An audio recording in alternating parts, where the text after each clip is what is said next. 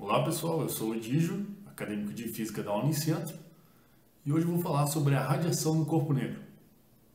Mas antes, eu gostaria de deixar algumas perguntas para vocês irem refletindo durante a apresentação. Como identificar as diferentes substâncias em estrelas distantes? Como os cientistas determinam a composição do Sol? Bom, em 1750, os cientistas queimavam diferentes tipos de substâncias e observavam a luz resultante através de um prisma. Os gases quentes, em combustão, emitiam luzes de diferentes cores. Um exemplo disso é o sal de cozinha. Quando queimado, gera um amarelo vivo, mas nem todas as cores do arco-íris apareciam. Haviam lacunas escuras nas faixas de cores e para alguns dos materiais haviam apenas alguns trechos de luz. Com isso, em 1820, eles já tinham percebido que os espectros eram uma excelente forma de detectar e identificar pequenas quantidades de um elemento em pó levado à chama. Eles notaram também que o próprio espectro solar tinha pequenas falhas no seu espectro, mas o motivo para as riscas no espectro da luz e a relação com cada substância era um verdadeiro mistério. 100 anos após isso, os cientistas começaram a examinar as cores da luz emitida por objetos sólidos aquecidos e descobriram que esses sólidos aquecidos emitiam espectros contínuos e que a cor da luz emitida revelava a temperatura do objeto. Essa descoberta foi muito importante, pois permitia medir a temperatura de um objeto à distância e até mesmo a temperatura do Sol, como eram algumas das perguntas que eu coloquei lá no início. Mas explicando um pouquinho melhor o que são espectros. Eles são os valores de comprimento de onda, que a gente vai chamar de lambda, emitido por uma fonte luminosa, sendo que eles podem ter espectros contínuos ou discretos, onde os contínuos são aqueles emitidos por objetos quentes, que são emissores de luz própria, por exemplo, as estrelas, uma lâmpada incandescente. Esses objetos emitem luz em todos os comprimentos de ondas possíveis na faixa da luz visível, como você pode ver na imagem.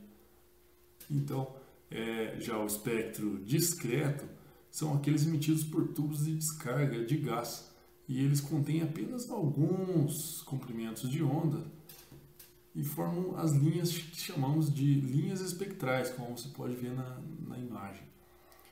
Então, a emissão das ondas eletromagnéticas depende apenas da temperatura do corpo, que são denominadas de radiação térmica, onde a gente pode aplicar a lei de Stefan-Boltzmann, que nos diz que a potência emitida é a razão entre o calor e o tempo, que é epsilon, que é a emissividade, sigma, a constante de Stefan-Boltzmann, A é a área do objeto e T é a temperatura absoluta, a sua quarta potência, sendo que o epsilon, a emissividade, é a medida da efetividade do objeto em radiar luz, sendo que esse valor varia de 0 a 1.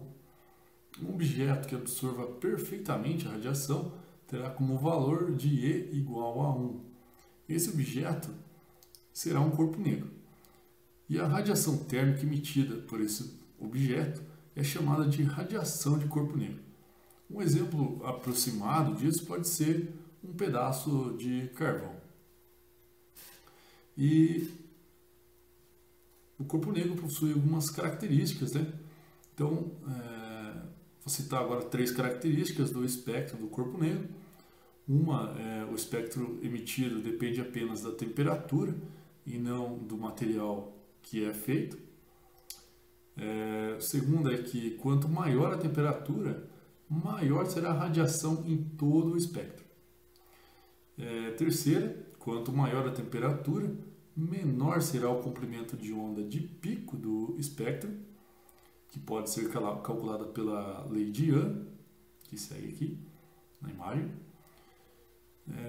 Por exemplo, se pegarmos uma espada de um metal especial que possua um ponto de fusão muito alto, quando aquecermos inicialmente ela manterá a mesma cor, não se alterará muito, né, enquanto a temperatura não estiver muito alta, pois a faixa de comprimento de onda na região do infravermelho não podemos detectar a olho nu, mas conforme a temperatura sobe, ela começa a ter um brilho avermelhado e aumentando ainda mais fica laranja, depois amarelo e depois passa até a ter um aspecto branco azulado.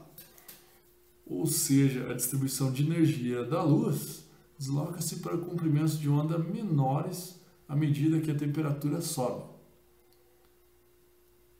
Mas os cientistas esperavam que a distribuição de luz emitida continuasse a aumentar em comprimentos de onda no extremo do ultravioleta da distribuição.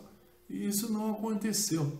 Ao contrário disso, havia cada vez menos luz emitida conforme avançava no ultravioleta. E isso chamou-se de catástrofe do ultravioleta. Mais um exemplo nesse sentido da temperatura do objeto. O Sol emite radiações, certo? Ok, todo mundo vai concordar. Agora, a Terra emite radiações? Muita gente pode falar que não, mas ela emite sim. Então, se a gente usar a lei de Young para fazer uma conta rápida, sabendo-se que a temperatura superficial do Sol é em torno de 5.800 Kelvin, aproximadamente, a gente pode utilizar a lei de Young e calcular o comprimento de onda do espectro, do pico de espectro do Sol. E esse valor vai ser aproximadamente 500 nanômetros, que está bem na faixa da região visível, próximo ali ao amarelo. Ok, beleza. E a Terra? Bom, a Terra ela tem uma temperatura superficial de 15 graus aproximadamente. Então, se a gente aplicar na lei de Young, a gente vai ter que o pico do comprimento de onda da Terra é em torno de 10.000 nanômetros. Esse comprimento lambda, de 10.000 nanômetros, está na faixa do infravermelho. Por isso que a gente não enxerga a Terra brilhar, e sim